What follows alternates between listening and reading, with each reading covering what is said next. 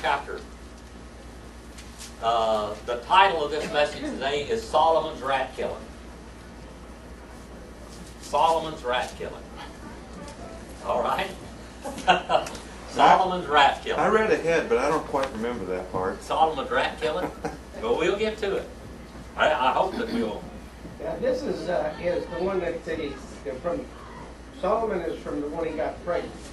Yes, that's from Bathsheba. That's Bathsheba's son. This is their next son, Solomon is. But he put her in a place where they never knew each other again after that. Oh no, yes they did. Yes they did. The one he didn't know was Saul's daughter, Michal. Michal, basically, David gave her a divorce. He put her up on a hilltop over there and said, "Stay there. I don't want to see you." Oh yeah, no more." that's the one. Yeah, that's it. That's when she insulted him. That was the end of her. She had no more children by David. He didn't have anything to do with her after. That was Michal. All right. Bathsheba, yes, he did. All right. 1 Kings, the 2nd chapter. Solomon's rat killing. 1 Kings chapter 2. Anna, are you there? Yes. All right. Am I to read it? Yeah. As the time of King David's death approached, he gave this charge to his son Solomon. I'm going where everyone on earth must someday go. Take courage and be a man.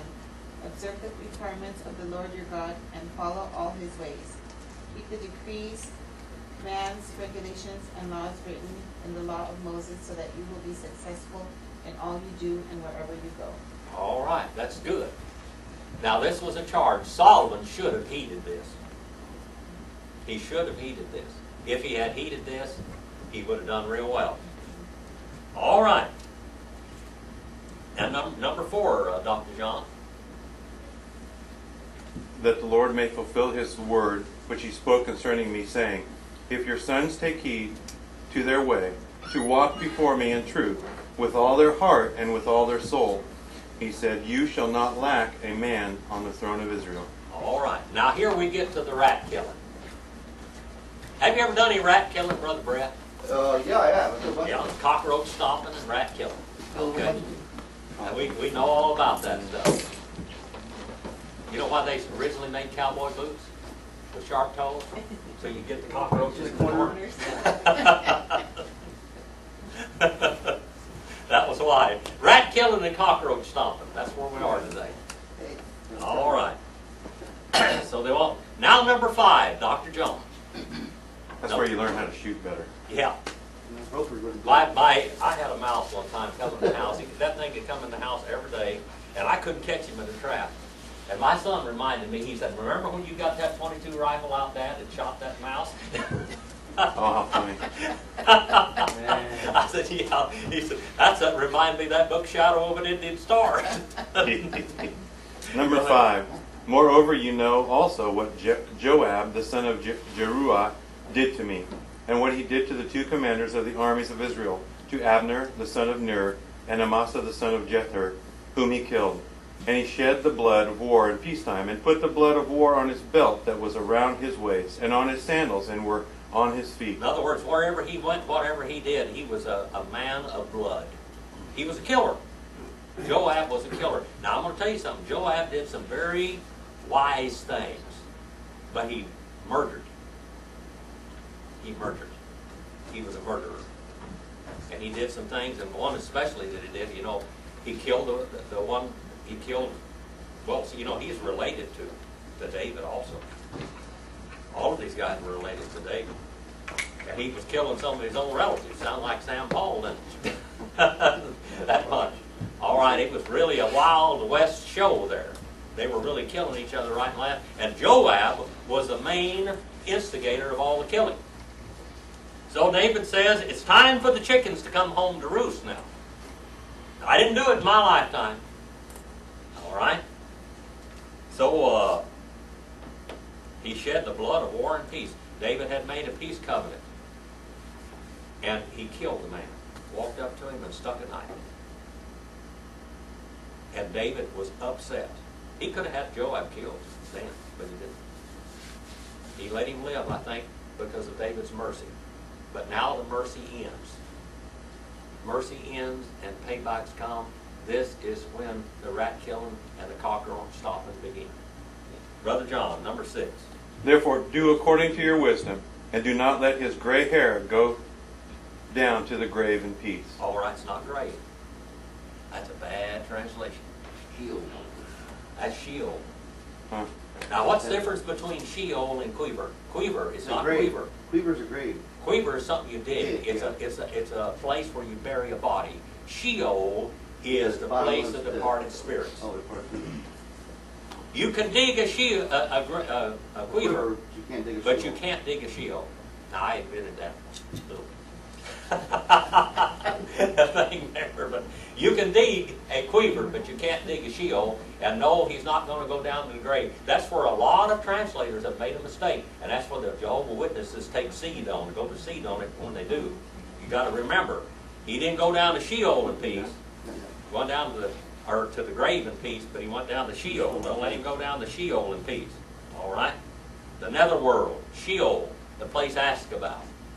All right? Number 7, Linda. But show kindness to the sons of Barzillai. Give it to me when I can't pronounce his big Okay. words. And the Gileadite. Gileadite, and let them be among those who eat at your table. For so they came to me when I fled from Absalom, your brother. Okay, now here's another problem. Now we come up to some more rat killing and cockroach stomping. All right? Joanne, number 8. Are you over there? And remember Shimei, son of Gera, the man from the Humrim in Benjamin. He cursed me with a terrible curse as I was fleeing to Mahanaim when he came down to meet me at the Jordan River. I swore by the Lord that I would not kill him, but that oath does not make him innocent. You are a wise man, and you will know how to arrange a bloody death for him. Shimei is going to go down too. I told you about the rat killing and the cockroach stomping. He's taking This care is of all it, the boy. people that ticked him off. Huh? He's taking care of all the people that ticked him off. This is it. Yeah. He's going to clean up the mess. If he doesn't clean up the mess, his throne won't be safe. I'm going to tell you. If it doesn't clean up this mess, the throne won't be safe. Brother Rick. I'm always running across this word, the city of David. The what? The city of The David. city of David, yeah. What is, It's basically near Jerusalem, the city of it David. is a separate city though. Yeah, it's called the city. You can go there and see the city of David today. It's just a little area. It's like we have the Mosque of Omar. You have East Bakersfield.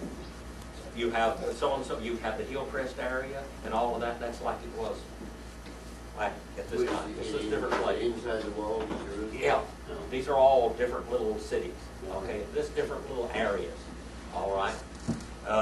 Jerusalem had all those gates: the Sheep Gate, Damascus Gate, Stephen's Gate. All of the different gates of Jerusalem. You can look over there at that old Yeah, like we picture there. had Kern Town and we had part Old Baker, Kern. Old Kern, and Yeah. put them together. Yeah. Anyway, it's just like different areas. Where you used to live over there was what was called the over this direction. Was that over there where the doctors? Sierra Club. No. Where? The area where you lived over there by Montgomery Wards. Oh, Westchester. Westchester. That used to be Westchester area. That's like what you're talking. There's different areas. Okay. It's all the one town, but it's different areas. All right. All right. And therefore do not let him go unpunished, for you are a wise man, and you will know what you ought to do, and you will bring his gray hair down to Sheol with blood. All right, down to Sheol. Where is Sheol? The place of departed spirits. It's not the grave. Forget the grave business. It's not Quiver. All right. What is Sheol? Sheol. Is Haiti the same thing? Sheol is the Hebrew word for the place of departed spirits, and Hades is the Greek word for it. They're the Greek and Hebrew equivalents. All right. All right. Sheol is.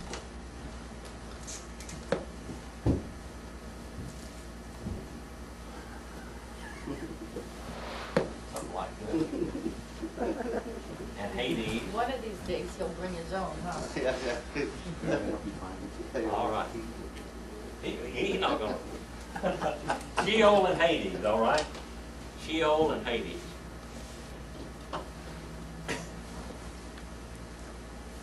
They're the same word. The grave in Menemion in Greek, and is quiver in Hebrew. All right? Quiver is not where you go when you die. Your body goes and is deposited there in the quiver. Your body is deposited in a Menemion. We have a memorial service in English, comes from the word Menemion. All right? Menemion Memorial? Yeah, memorial. Menemion. All right, now where did we end up? Number 10? Yeah, probably. Number 10. All right. Brett, have you got that Anglican copy? First Kings. So 1 Kings, the 2nd chapter, verse 10. All right. Dr. John, you start off right there. So David rested with his fathers and was buried in the city of David. The period that David reigned over Israel was 40 years. 7 years he reigned in Hebron, and in Jerusalem he reigned 33 years. All right. So he reigned 40 years altogether, didn't he? 40 years altogether. That's quite a while, isn't it? No, chapter 2, verse 12. All right. I got it. You want me to keep reading on? Yeah. Well, we're still talking about this. Just hold your place there. I was going to let Joseph read. Okay. Yeah. In just a minute. All right. Now here we have he's reigned 40 years. 40 is a number in the Bible that's very important. Remember that. 40, 40, 40s, 7s and 40s and 6s and all that. Okay? Remember that. He reigned for 40 years now. And then number 12, Brother Joseph. Then sat Solomon upon the throne of David his father, and his kingdom was established greatly. All right. Now how did he sit and his kingdom was established? Firmly. Firmly, because he got rid of Shimei and he got rid of Joab. He got rid of all the rats that were in the bunch. And David took care of it. Now here we come to Adonijah. Adonijah. All right? The Lord is Jehovah. That's what his name is, Adonijah. All right? I got a question. Yes. You said something when we first started about the guy that had murdered. He had murdered, and that's why David wanted Solomon to kill him. Yes. Well, when Solomon starts with these rascals here, it's not murder? Like the ones coming out? It's retribution. Retribution. This is what we call the rat killing. Extermination. Extermination. Exterminating them, okay? He exterminated the rats. Contamination. David had a certain amount, well, you know, Joab was his relative, for one thing. But he thought, and I'm sure David was right, that if Joab remained there as the commander of the army, that sooner or later there might be some problems. Solomon may not be firmly established on the throne. Okay? He may not be firmly established on the throne. Okay, so now his throne is established because he got rid of the rat killing, okay? And number 13, Brother Joseph there. And Adonijah the son of Haggith came to Bathsheba, the mother of Solomon, and she said, Comest thou peaceably? And he said, Peaceably. Okay, now here's the rascal, Adonijah, that tried to take the kingdom away from David while he was still alive. And David had to intercede here and name his son Solomon to go on the throne. So Adonijah, and then he goes and he begs Solomon's forgiveness. And he says, oh, please forgive me. Now, we see the little cockroach sticking his head back up. The little rat come out of the corner. I had that rat that time coming in the house, and I'd be watching TV. I was laid up with my bad back and everything else. I was sitting there studying, and the kids would be watching TV and everything, and here's this rat would come in every time. Come in, we tried to stop him from coming in. The rats can get in a little bitty area. That rascal would come in, he'd run across the house and over there like that. So I went in there and got my old Sam Paul, you know, the old Sam Paul's grandson's rifle there, my grandpa's rifle, and I loaded it up, and I was sitting down there ready for that rat to come in. When he came in and stuck around over there, I got him right in the corner. I got him. That was the rat killing, okay? Now Adonijah, here comes this rascal. Now he's another rat. Okay, Brother Bill, number There it is right there, the son of Haggith. number 14. Moreover, he said, I have something to say to you, and she said, say it. Okay, now here, this guy is real dumb. Haggith's That's Jim. one of his wives. This guy is real dumb. Okay? Real dumb. Number 15 now, Dr. John. Then he said, you know that the kingdom was mine, and all Israel had set their expectations on me, that I should reign. However, the kingdom has been turned over, and has become my brother's, for it was his from the Lord. Okay, now, oh yeah, it was his from the Lord, all right, it's his brother. But now let's see what he asked for, Brother Brad. Okay. What does he ask for? What does he ask for? 16. Number 16. Okay, yes, Lord. And now I ask one petition of thee, deny me not. And she said unto him, say on. And he said, speak, I pray thee unto Solomon the king, for he will not say thee nay, that he gave me. He what? Excuse me? What did it say? It's in parentheses, it says, for he will not say thee nay. That's old English, all right. That's it. He won't tell you no. He won't refuse your request, all right? Yeah, and then he says that that he give me Abishag, I guess it's Abishag, the Shamanite to wife. Shunammite Shunammite. or what? Now, who was this? Who was this Abishag? Who was she? She was the one that they put in bed with David to keep She him was a warm. beautiful young girl that they had given to David for a wife. Now, she was his wife. This was David's wife. Was this that last one? The last Okay. one. Now, he never consummated the marriage, but she was really his wife. So now he's wanting the king's wife for his wife. Did he have any right to ask for that? Well, that makes more sense. No, that would Oh, give- that's they'd wrong. Give him a plan An ace in the hole. Yeah. That's right. So now we've got old Adonijah here. He's causing some trouble. All right. Number 18 now, Brother John. Bathsheba said, very well, I will speak for you to the king. Bathsheba therefore went to King Solomon to speak to him for Adonijah. And the king rose up to meet her, and bowed down to her, and sat down at his throne, and had a throne set for the king's mother. So she sat at his right Had a hand. throne set for the king's mother. Well, it's interesting She because sat on the the throne. king never bows to anyone. You have to bow before, and then, Yeah. Even his mother, even his wife. but he bowed Remember to when her. Bathsheba? That was interesting. Remember when Bathsheba came into David? She went prostrate on the ground. She face down on the ground. Even to her husband. He was the king. These are oriental monarchs. These are powerful beings. Well, this shows how much that Solomon loved his mother. Yes.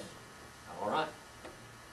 So now read that again. So this is very important. And the king rose up to meet her, and bowed down to her, and sat down at his throne, and had a throne set for the king's mother. So she sat at his right hand. All right. Now this is how much he loved his mother. Yeah, Now he's not going to refuse what she asked, is he? Big sign of respect. That's right. yeah, that's He interesting. really loved his mother. His mother's the one got him on the throne, wasn't she? Well, true. Well, didn't she go to David to get him on the throne? And he knows that. Yeah, All that's right. true. All right. Number 20 now. Then she said, I desire one small petition of you. Do not refuse me.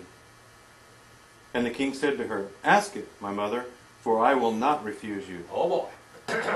Here it is. Now this is the problem. The rat stuck his head out. Brother Bill. So she said, let Abishag the Shunammite be given to Adonai, your brother, as wife. Okay. Now what is her answer now? What's her answer? Linda? The King Solomon answered and said to, which one are we on? 22. it. You're in the right place. And said to his mother, now why do you ask Abishag the Sinamite, Shunammite. Adonijah, Adonijah. and Adonijah, ask for him the kingdom also, for he is my older brother, for him and for Abiathar the priest, and for Joab the son of Zuriah. Right. Zuriah. Boy. Now Now, Solomon got a little bit upset with Mama. Yep. He said, why didn't you just ask for the throne? Just give it into somebody else's hand? Because here was the king's wife. All right? Now, this was the king's wife, wasn't it? Now, let's just look and see what this rascal was trying to do. All right? How about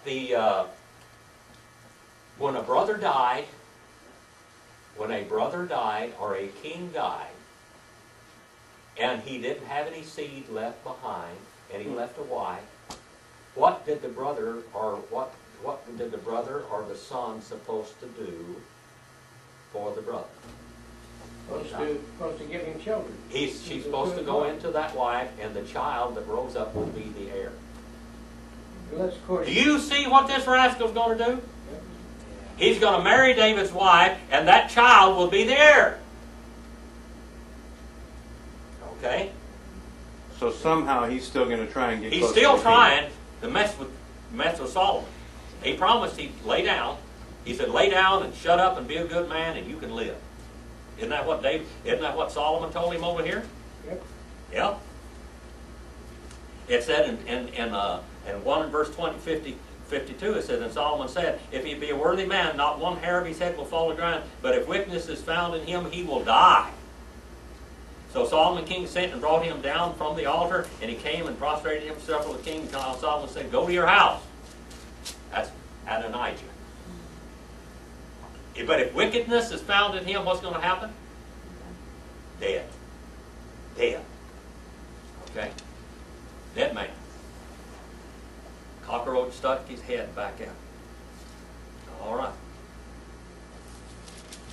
So let's go on. What verse are we in now? 23. All right, number 23. Anna, you want to read number 23 real loud there? And King Solomon made a vow before the Lord. May God strike me and even kill me if Adonijah has not sealed his fate with this request. All right, he sealed his fate. He spoke this against his own life. He said he has spoken this word against his own life because he said if you're good, if you behave yourself, you get to live. But if wickedness is found in you, you're a dead man. Now guess what? The rat killing I was talking about, Brother John, do you see it now? I see it. You see it now. All right, number 24. Brother John. Now therefore, as the Lord lives, who has confirmed me and set me on the throne of David my father, and who has established a house for me, as he promised, Adonijah shall be put to death today. So King Solomon sent by the hand of Benaiah, the son of Jehoiada, and he struck him down, and he died. All right. Dead. I mean, only by Solomon's mercy was he alive anyway. But now he's not going to. Now he is not going to stop. Brother John, 26. And so Abiathar the priest, the king said, go to Anathoth to your own fields, for you are deserving of death. And I will not put you to death at this time, because you carried the ark of the Lord God before my father David, and because you were afflicted every time my father was afflicted. So Solomon removed Abiathar from being priest to the Lord, that he might fulfill the word of the Lord, which he spoke concerning the house of Eli at Shiloh. All right, he needed to get rid of Eli's children. All right, this was the story. All right, these were old oaths and everything. You know, these oaths meant a lot back in those times. The oaths meant a lot. When the white man came into the San Joaquin Valley, right here, when the white man came into, I'm going to tell you about oaths. Okay? When the white man came into the San Joaquin Valley, there were Indians living in the valley and Indians living in the mountains and all around here. And those Indians had made treaties with each other for thousands of years. Digger Indians, Jim. Those Indians had made treaties with the other Indians. And they would not hunt or fish in their lands. So the white man said, we want this land down here right now because we can run cattle in it. So you go up and live in the mountains. So they went up in the mountains. They put the Indians up in the mountains, and they go up there and the Indians are starving to death. And they said, why are you guys starving to death? There's fish, there's food here. He said, but we made a treaty between us and them, and we cannot break the treaty. And they said, well, so what? So what? Just go and hunt and fish. You don't have to die. We made a treaty. Well, your fathers are dead. How many years ago, how many hundreds of years ago did you make this treaty? Well, our fathers are dead, but God's still there. God's still there. The ones they spoke the treaty to and made the words for and called God to be a witness, God was still there. God was still there. Great Spirit. And they could not break their word to God. So they wouldn't break their word. It was an oath. It was a treaty. And then, of course, when a white man came to this country and they would make a treaty with the Indians and they just kept breaking them right and left, they said, these people are a godless people. They said to the white man, these people don't believe in God because they can't keep their word. They don't believe in God. If they believed in God, they wouldn't swear by God. They were going to do something, not do it. Now, here we have God involved in these treaties. In these words that were spoken, God is involved. Now, they're going to remember Jehovah. Okay? And it happens for generations and generations and generations. What you do today will affect your children for generations sometime. How many generations will the evil person affect his child in the Bible? How far? Do you remember? How many? 7. Up to 7 generations. That's your children. How many is a generation, Brother Brett? How long is a generation? I don't know, I feel like 70 years, I guess. Well, at least 40. 40. Go 4 times 7 is 280 years. Do you know anybody in your family that was alive 280 years ago? Do I know them? Do I know their Do names? you know who they were 280 years ago? Well, maybe not that far, but Okay, that's a long time 200 ago. something years. But what they did, can it affect your life today? Of course. Yes. You don't know them. I mean, I can go back and on my mother's side of the family to the Pauls, and Elatika was born in 1797. And then I know who her mother was and her father was, and they were born in the early 1700s. But that's the end of it. I don't know anybody from there on back on that side of my family. But what they did, if the Bible is true, which it is, what they did, can it affect my life? The Bible says it can. So it does affect what they did. It does affect their children's life. All right, number 28, Brett. Number 28. I have to slow him down because he's back there by the camera and he's louder than I am. So I have to muffle him by reading. Go ahead, number 28. Okay, 28. Then tidings came to Joab, for Joab had turned off Adonijah. Okay, he had followed Adonijah. Well, When Adonijah wanted to become king, he had followed him. this one really talks. It's weird, the language in this. That's King Jim. It's Old That's English. the Church of England. It says, Adonijah, though he turned not after Absalom, and Joab fled under the tabernacle of the Lord, and caught hold of the horns of the altar. Now he goes back here, and he goes to the tabernacle, and he gets the hold of the horns of the altar right here. The sacrificial altar. And that sacrificial altar stands for what? Jesus' mercy and his forgiveness. Well, back then, if you grabbed hold of the horns of the altar, you were saved. If you could latch on to Jesus today, you're saved. But Joab wasn't. This is a technicality. There are people today that they will come and join the church and be baptized, and they go right back out in the world and do anything that they want to do. And they say that they are saved. But once saved, always saved. I'm going to tell you something. That's no salvation. I did a sermon, when was it? A couple of weeks ago on Wednesday night. I did the insecurity of the make-believer. The insecurity of the make-believer. Because you can think you're saved and you're not. That's right. And so that's why. Well, you're trying to hold God to a legal term. If you say, I confess my sin and call upon you, and I'm baptized, why, I'm going to go to heaven. But wait a minute now. If you're really saved and God's Spirit comes into your life, can you go out and live like the world? Is God going to leave you out there? All the time you're going to be out there, you're going to be miserable. You can't go do the things the rest of the world can do and be happy. Don't ever think you can. You're capable of it. You're capable of homosexuality. You're capable of infidelity. You're all gambling, lying, stealing, robbery, murder. But I guarantee you one thing, if you do it, there is a sin unto what? Remember? There is a sin unto death. Sometimes God kills his children. What happened to those two, Ananias and Sapphira, in the New Testament? In the book of Acts. What happened to Ananias and Sapphira when they flaunted? Oh, about the money thing? Yeah. They died, yeah. Well, just what did they do? They told the church that they were going to give them a certain amount of money, and then they didn't, and they said they didn't get the right amount of money. Now, were these children of God? The other Evidently, they were church members. Okay? They were church members, and they were a member of the church at Jerusalem. We have examples of this. We have them in history. They're historically, their name is Ananias and Sapphira. Okay?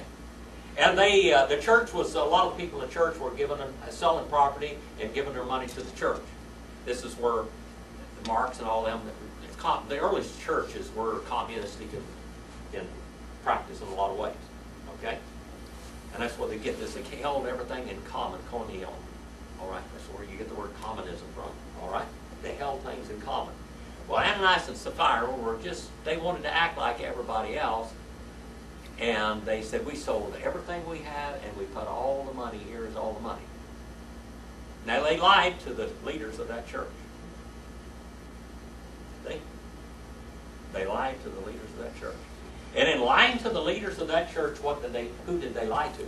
God. The Lord. God. Yeah. Now what happened to these saved people that lied? They were punished to death. What was the penalty? Death. But Death. God killed them right there. Now, you lie to God, and you're in trouble. Joab is trying to push a technical, legal little aspect of the law. Go in there and grab the horns of the altar, and you're all right. The security of the make-believer. We always talk about the security of the believer, and if you really saved, you're going to be saved always. But a real saved person cannot go out and do what the world does. If you can do that and get by with it, the proof in the pudding is that you're not saved. Because if you're God's child, according to the book of Hebrews, he's going to whoop the tar out of you and get you straight back in line. You are not going to stay out there. It's not going to happen. All right.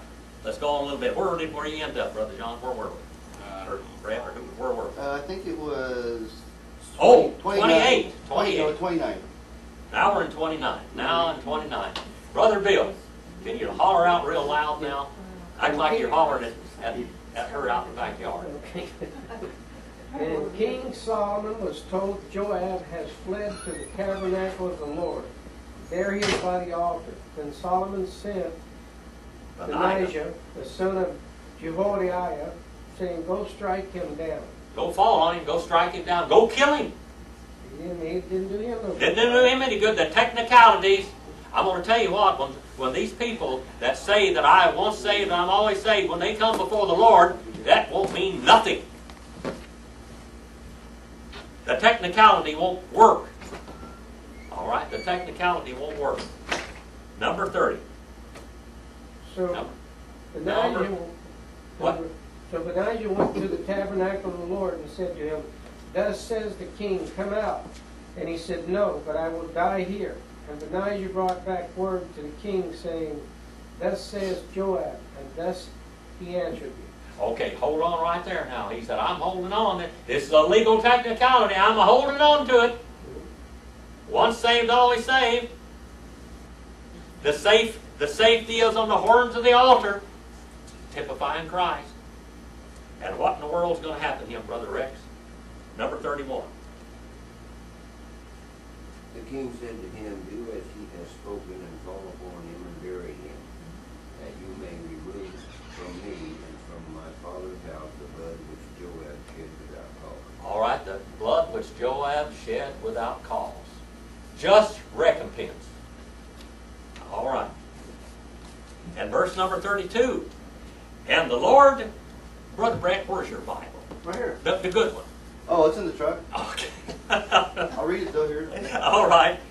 And Go the ahead. Lord shall return his blood upon his own head, who fell upon 2 men more, righteous and better than he. And he slew them with the sword, my father David, not knowing thereof of wit. Abner the son of Ner, captain of the host of Israel, and Amasa the son of Jether, captain of the host of Judah. All right. Now he slew these men, and they were more righteous than he. All right. David had made a contract with them too. Now, remember what I talked about the contracts a while ago? The covenants? Now, that covenant was held in David's lifetime. And what did he say to Solomon? Take care of the rat killing and the cockroach stopping. We don't Do that- it. We don't do it anymore, do we? No one's taking care of the cockroaches and the rats anymore, are they, Jim?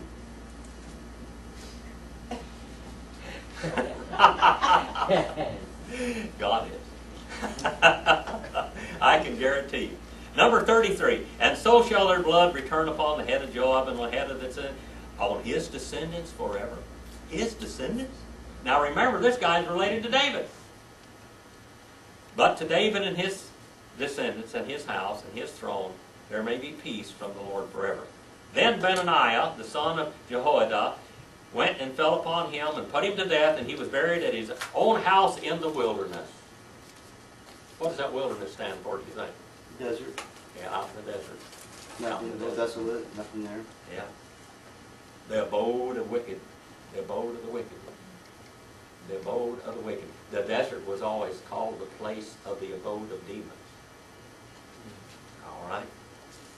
And the king appointed Benaiah the son of Joiada over the army in his place, and the king appointed Zadok the priest in the place of Abiathar. Now the king sent and called for Shimei. Oh boy, here's another rat. Another little old black cockroach. Okay. And said to him, build for yourself a house in Jerusalem. Now he is really being graceful here, Brother Brett. He's being graceful. Build for yourself a house in Jerusalem and live there. And do not go out from it to any place. Stay there, Shimei. Let's see if you can keep your word this time. Okay? My father kept his word to you. Let's see if you can keep your word to me. For it will happen on the day that you go out and cross over the brook Kidron, you will know for certain that you shall surely die. Your blood will be upon your own head. Now we're going to find out something about this old boy. Greed gets him. Greed gets him. Shimei then said to the king, the word is good. As my lord the king has said, so your servant will do. So Shimei lived in Jerusalem for a long time. What's it say there in King Jim? And which, 37 or 38? And the last of 38. It says, as my lord the king hath said, so will the servant do. And Shimei dwelt in Jerusalem many days. All right, he dwelt there for quite a while. Okay, quite a while. In prison. Huh? In prison. Yeah, basically, he was in a city of refuge. Yeah. That's where it was. What does Jerusalem mean? Peace and City of peace. City of peace, yeah. He would be, as long as he remained in Jerusalem, he was going to be in peace. What does Israel mean? Struggle or preservation? What does it mean? Israel, Prince of God, a warrior of God. Okay, Jerusalem means city of peace, and it was going to be the city of his peace. All right. Now, where do we end up there now? 39. Maryland. Are you there? Yes. And it came to pass at the end of 3 years that two of the servants of Shimei ran away from To Ashish.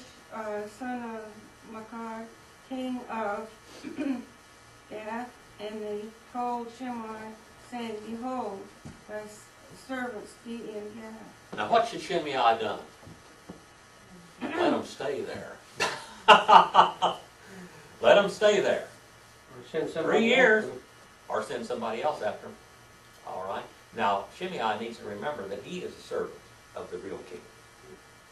And he has a covenant that he made with this king, and this is going to cost him his life. But he's 3 years, now he got lax in his commitment. But is the commitment still good? The word's still good? Who did he make the commitment to, Brother Brett? Oh, that's the Lord. But Solomon and Jehovah. All right. Who's he going to break his word to? to both of them. Solomon and Jehovah. All right. All right. So number verse 40, Brother Brett.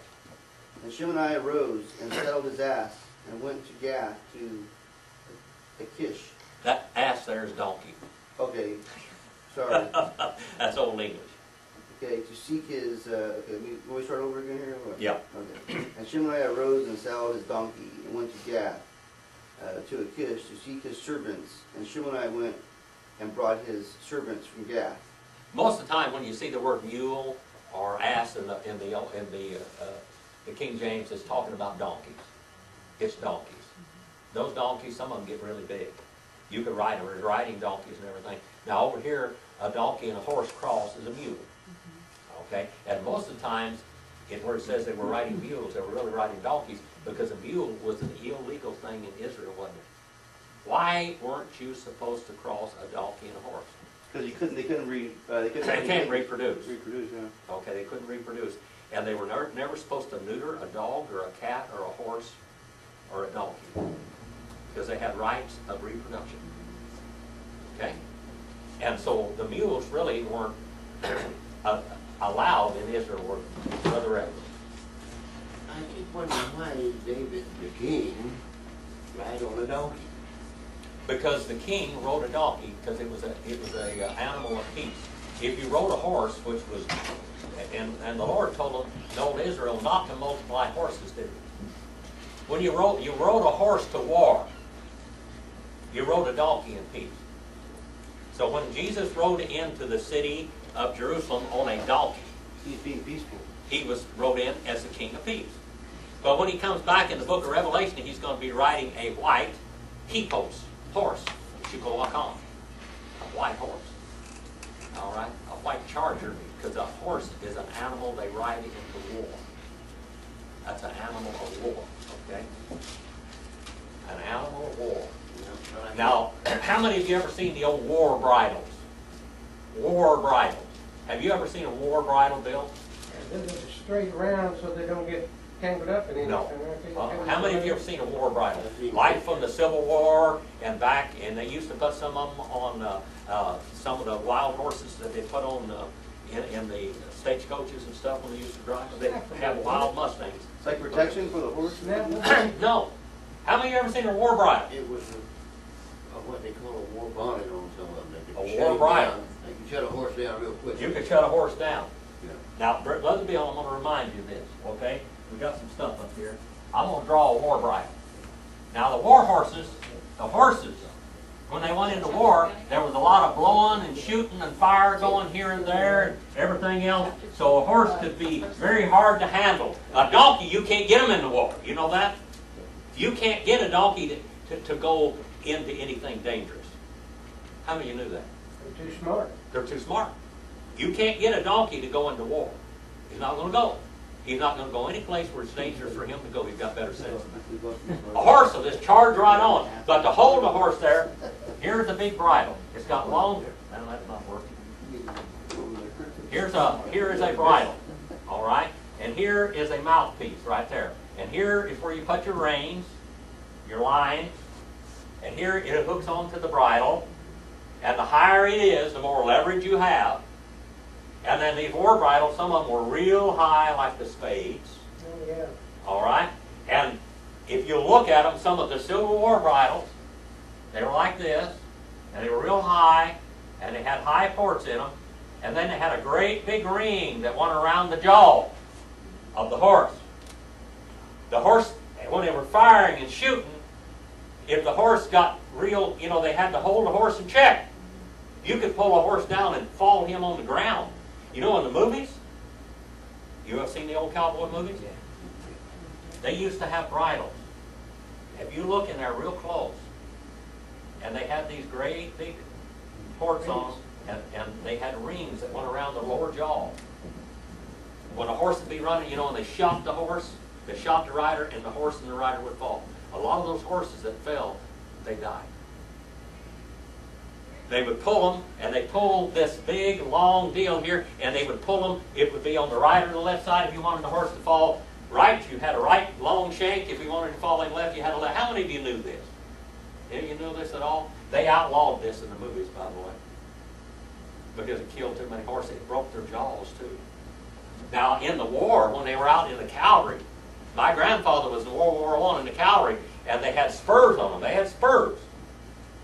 And they would sometimes put sharp points on those spurs. You know, they were probably dull looking.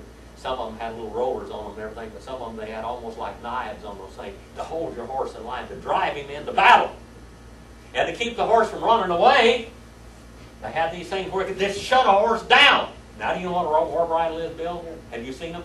Yep, I've seen Okay, now you've seen them. You go out to the museums and stuff and you see these war bridles and stuff to hold the horses in check. That's why they rode horses in the war, because but donkeys wouldn't go. Donkey's too smart. He's not going to go any place where it's How come they unsafe. call it horse sense then? He's got more horse sense than a horse. I used to say about old Brother Madden, I said, Brother Madden had more horse sense than a wild herd of wild Mustangs. By the way, our class goes to 10:45 now. It starts at 9:30 and goes to 10:45. If you want me to go a little bit further, I can, or I can let you go. Whichever one you want to do. You doing all right? Okay, let's go on a little bit further, because it starts a little bit later now. Where did we end? 39. 39. All right. And it came about at the end of 3 years that the two of the servants of Shimei ran away, and Ashish, the son of Maacah, the king of Gath, and told Shimei, and then Shimei arose and saddled his donkey and went to Gath. And then verse number 41, and it was told Solomon that Shimei had gone from Jerusalem to Gath, and he had returned.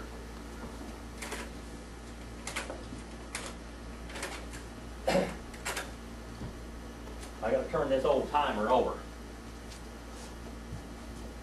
So it was told David that Shimei had gone to Gath, and he had returned from Gath with his servants. So number 42. Let's look at this. Number 42. Brother Brett. Yes. Number 42. Okay. And the king sent out and called for Shimei and said to him, Did I not make thee to swear by the Lord, and protested unto thee, saying, Now for certain, on the day that thou goest out and walkest abroad, and any whither, that they shall surely die. And those- Well, now, if you leave and get out of here and go anywhere, you're going to die. All right? And all that old English double talk. Yeah. And thou saidst unto me, The word that I have heard is good. All right. Look at that. Now, you said that the word was good. And verse 43, and why then have you not kept the oath of the Lord, and commanded which I have, that's commandment which I laid upon you, and the Lord? And the king said to Shimei, You know all the evil which you acknowledge in your heart, which you did to my father David. And therefore the Lord shall return your evil upon your own head. You didn't keep your oath. David kept his oath. And I even kept my oath to you, but Shimei, you were unworthy of the oath, weren't you? But King Solomon shall be blessed, and the throne of David shall be established before the Lord forever. So the king commanded Benaiah, the son of Joiada, and he went out and fell upon him so that he died. In other words, he went out and chopped him up.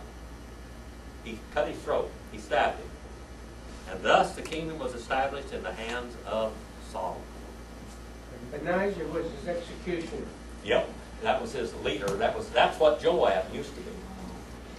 That's what Joab used to be. So there's where we'll start next week at number 3. Did you like this? Did you learn anything in this? All right, there's a lot of stuff in here. And that you even get to learn about, you learned out why they didn't ride donkeys in the war, didn't you? They won't go. And why is Jesus coming back on a white horse? Because it's a warrior horse. Because that's a warrior horse. He's going to war. All right? What you said earlier, 7 and 40. They were numbers that are repeated many times in the Bible. Some of the judges ruled for 40 or judged for 40 years. You'll see so many times 40. The number 40 is in the Bible, and of course the number 7 is a number of perfection in the Bible. Number 3, number 1, number 10. These are all important numbers in the Bible. If you really want to study the numbers in the Bible, go to the library, or maybe you can go on the internet and look up Bullinger's Numbers in Scriptures, the numerics of Scriptures, and you will study the different numbers, what they mean in the Bible. Many of the people today, when they talk about the numerics of Scriptures, the numbers in Scriptures, even the Bible codes and everything else, they get a lot of stuff from Bullinger. Old Gene Scott, Dr. Gene Scott. E.W. Bullinger? What? Is it E.W. Bullinger? No, Bullinger. J.W. What is it? What's his Bullinger. E.G. Bullinger? Bullinger. There was two Bullingers. Okay. Look up Bullinger's Numerics of Scripture or Numbers in Scripture. Okay? Gene Scott used to quote Bullinger all the time. He never gave him credit for it. But he used to quote, matter of fact, he even rewrote some of his books, Witness in the Stars. He rewrote it as The Gospel in the Stars or whatever. He did a lot of his books and rewriting it. And he used to get up and talk. And I was over in John Shirley's office one day. He came walking down in the deal, and John said, he said, come here. He said, how well do you know Hebrew? And I said, well, I had 6 years of Hebrew. He said, man, I've been listening to Gene Scott on the radio. And he said, he had this really good sermon on the Psalms. And I said, well, it was Gene Scott teaching. I said, well, I can tell you where he got it. I said, have you got the companion Bible? Have you got Bullinger's Bible? He said, yeah. I said, open it up to that psalm. And he opened it up. I said, there's Gene Scott's outline right there. And he said, it is. Been copying the whole time. He was preaching Bullinger's sermon, but he wouldn't give Bullinger credit for it. I mean, you leave on board. Plagiarizing it just a little bit. Well, thank you for your attention today. I hope God bless you with word. Go out and do something eternal. Brother Bill, get up here. It's your turn. Okay.